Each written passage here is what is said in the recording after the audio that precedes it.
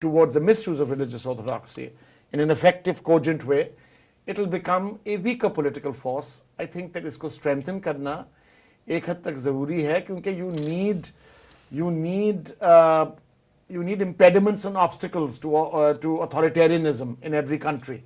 And I think that perhaps in some ways there has been some progress, and in some ways there has not been progress. We've got to do better. You've talked about the virtues of Sufi culture और आपने बात की nexus की, तो जब आप Pakistani history को देखते हैं तो इस सूफी सिस्टम, सूफी कल्चर की फ्यूडल सिस्टम के साथ एक बहुत स्ट्रॉन्ग नेक्सस है. जितना सूफी कल्चर स्ट्रॉन्ग होगा, directly or indirectly, it strengthens your feudal system as well. I don't know that to be true, because Sufic culture is what made South Asia Muslim in 20% or 25%. Pakistan के बड़े गद्दी नशीन सारे कौमी assembly में तो पाए जाते हैं ना. देखिए, अगर वो सूफी कल्चर की permutations थी which took place in the British period, to identify them with the resilience to religious orthodoxy, these are not the elements. It's not the Sajada Nasheens that are fighting the religious extremism in Pakistan. It is the basic Sufic nature of beliefs, which believes that God is there in many forms for all people, and that your neighbor, irrespective of which religion he follows, his human life, his integrity, the dignity of his family, his wife and his children deserves to be respected. ये बड़ा fundamental idea है. If that idea is able to resist the orthodoxy, it doesn't mean the Sajada Nasheens and the Gaddi Nasheens and the Peers are being able to do it. They are not at the forefront of Sufi culture. There are some good Peers as well, let me tell you. In terms of the bad Peers, well, the bad Peers are part of the feudal order and feudal structure, which is hardly what Anatole Levin meant when he said that they are preventing the orthodoxy from taking over. It is the Sufic instinct in the way that Islam was created in South Asia. That instinct has certain moral parameters which have upheld all morality from being destroyed. लेकिन Sufic culture के colonial manifestations और permutations को इसमें आप शामिल नहीं कर सकते. That's a different thing altogether. Quite obviously that's a counter societal force और आप इसको ज़्यादा अहमियत नहीं देंगे. Summary ये है कि ये system in its good or bad form will somehow prevent Pakistan from turning into a theocracy. It can. It can. I don't think Pakistan can easily turn into a theocracy, but I think that we have laid ourselves wide open to that kind of assault. और मैं आपसे ये भी refer करूँगा कि आज भी there are countries who are neighbors of Pakistan who are investing in the chaos, being allowed to invest in the chaos. ये अमेरिकन को बेवकूफ़ बनाते हैं. They make them believe that they are not funding religious unrest in Pakistan, and they have been constantly creating this chaos and divide. अच्छा, ये इस आपने बड़ा इंटरेस्टिंग आपने बात की है. मैं इस अगला मेरा सवाल भी इसी हवाले से है. दो किस्म की रेडिकलाइजेशन है. एक तो मजहबी इंतहा पसंदी है.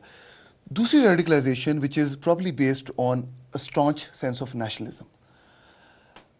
हमारे मुल्क में, ये पाकिस्तान में शायद अनफॉर्चुनेटली एक बहुत बड़ा तबका है जो इस इंतहा पसंदी का शिकार है, जिसकी बुनियाद पर वो ये बिलीव करते हैं कि पाकिस्तान के खिलाफ बैनुल-अक़वामी सतह पर बहुत बड़ी I don't think a nationalism की radicalization is there.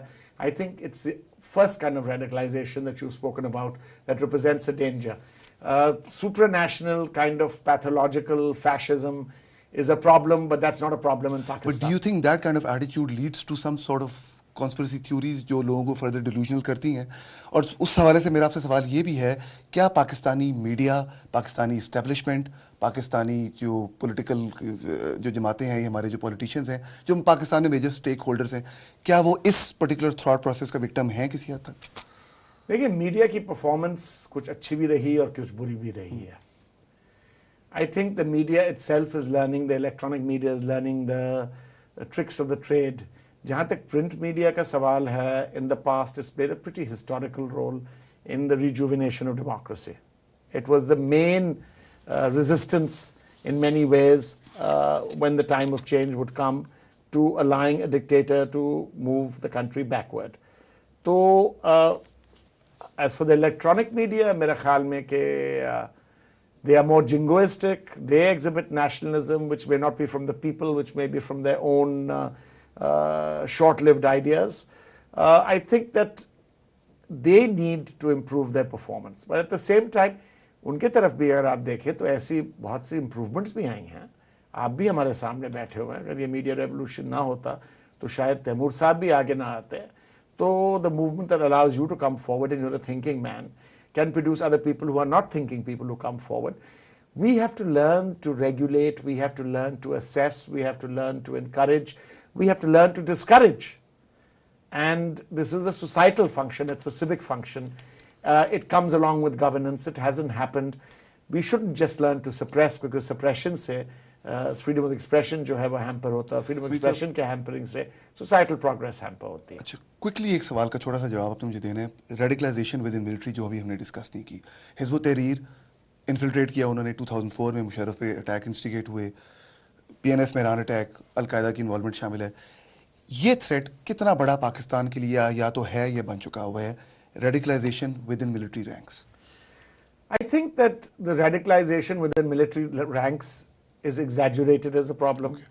On one side, it's underrated as a problem on the other side. Okay. I think that on the side that it's exaggerated, for example, I don't think that the Hizb Tahrir is about to bring any revolution. They may like to, but the expression of like and the empirical finding may not correspond to reality. Yes, there may have been cells. Yes, there may have been moves. But I mean, I don't see that as being a terrifying revolution in the prospect. Saath, I think that, yes, there was radicalization, there was penetration of the forces. All of society has been radicalized. Can one create watertight compartments for the armed forces? Probably not. Has it got to be rolled back? Yes, it has to be rolled back. But is it in a position where it can't be rolled back? I don't think that is true. I think that the army has demonstrated some positive aspects as well in the last few years. The fact that they are prepared to live with democracy and not challenge the very mainstay of democracy is probably very truthful. I think Kayaniism as opposed to Kayani is not a bad doctrine. Okay. And I don't think that we should be ungrateful for the fact that the army is learning to keep its paws out of the process, perhaps not as much as you would like, but certainly more than they did in the past. Hameed साहब, all Pakistan newspaper society के president भी हैं, उसके हवाले से आपका क्या role है, आपकी क्या पार्टिसिपेशन है, थोड़ा सा उस पर अगर आप रोशनी डाल सकें. I think the All Pakistani Newspaper Society is a publisher's body, but it's also a body that represents newspapers. There are 4 or 5 organizations in the media like this as the All Pakistan Newspaper Society. There's the Council of Pakistan Newspaper Editors, lekin is waqt that is in a dichotomy, and there are 2 opposing factions and 2 opposing groups. There is the Pakistan Federated Union of Journalists. There is the Pakistan Broadcasters Association. Of these, of course, the APNS is the most mature body in one sense, and so is the PFUJ. And I think that more, अब यानी कि जो सलीम शहजाद का कत्ल हुआ, and that is an example, but certainly more needs to be done in preventing journalists from being terrorized, for example. More needs to be done to protect journalists. A sustained dialogue needs to be created between the various elements. I think, to be fair, government too has tried to help in this respect. There may be elements in departments and areas of government which have played a rogue instinct. Their roles may have been exaggerated. It's very difficult to tell, because reality rather than supposition and speculation should inform our thinking.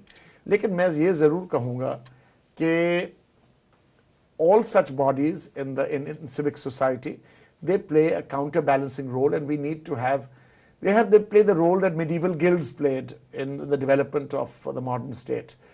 They created alternative centers to be able to challenge the single-minded authoritarianism of governing structures. So to the extent that information is decentralized, opinion is decentralized, activism is decentralized, and that many centers of society come up to play a multicolored rainbow role. हमें सब ये बताइएगा कि आप obviously आज prime TV आप आए हैं, और मैं समझता हूँ कि पहला ब्रिटिश एशियन चैनल ने जिधर आपकी आमद हुई और आपने अपने कीमती ख्यालात से हमें आगाह किया है. पाकिस्तानी मीडिया ने पिछले 15-20 साल में जो पाकिस्तान में है और यहाँ जो पाकिस्तानी ब्रिटिश एशियन मीडिया है, जिस तरह इवॉल्व किया है, जिस तरह उन्होंने प्रोग्रेस की है, उसके जो नेगेटिव पॉजिटिव इम्पैक्ट्स आए हैं, उसके हवाले से आपकी क्या, क्योंकि आपका अपना बुनियादी ताल्लुक भी मीडिया से ही है, उस प्रोग्रेस को आप किस तरह देखते हैं? देखें, अगर आप 25 साल पहले पाकिस्तानी टेलीविज़न और मीडिया को देखें ब्रिटेन में और आज देखें, there's a big difference. ठीक है. 25 years ago, such media was imitative. There came a period of civility.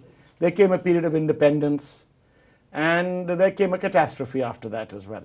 Today, I think the balance, the ability to locate between both societies is far stronger than it was. I think that, in a way, Pakistani media in Britain, including Prime TV, has shown what it can do, has shown that it can create a sense of public opinion for Pakistanis up here who are in Britain, British Pakis, so to speak. Lekin साथ we have also seen that where this media is allowed to weaken, or it's allowed to become a monopoly, or it's allowed to become a profit center as opposed to an informational process, then we see, like in the post-flood situation and the visit of the president last year to Britain, we see a vacuum that develops when media is unable to play its role, because public opinion is not in favor of the way that Pakistani media has conducted itself, or Pakistani media in Britain has conducted itself. See. I think we are beyond that crisis.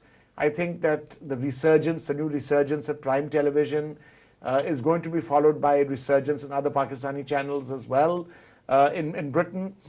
I think that it will be more responsible. I think that there is a learning curve in this country, and I think that television in this country from Pakistan continues to improve. Prime TV has played a big role in this case. I think that it will continue to play such a role because it believes in the politics of information. Absolutely. Delivered in a neutral fashion. And I think that ultimately that is a tribute to a basic integrity in the process. Well, I believe we are very, very flattered to hear that. Hameed साहब, prime TV के studio में आमद का बहुत बहुत शुक्रिया. इंशाल्लाह आपको Thank you, Taibur.